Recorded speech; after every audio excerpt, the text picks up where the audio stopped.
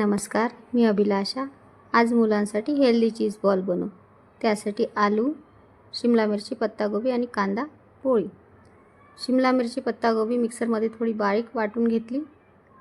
त्यातलं पाणी काढून आलूमध्ये टाकून दिलं। त्यानंतर पोळीचा क्रम तयार करून घेतला आणि तो पण मिक्सरमध्ये टाकून घेतला। त्यानंतर कांदा आणि हिरवी मिरची टाकली, मीठ, हे मिश्रण छान एकजीव करून घेतलं आणि छोटे छोटे बॉल बनवून घेतले। त्या बॉलमध्ये चीजचा एक क्यूब टाकला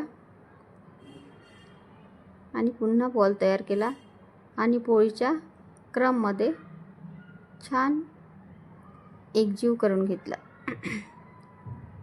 सगळे बॉल पोळीच्या क्रममध्ये कोट करून घेतले आणि क्रिस्पी होईपर्यंत तळून घेतले। बघा, चीज बॉल तयार।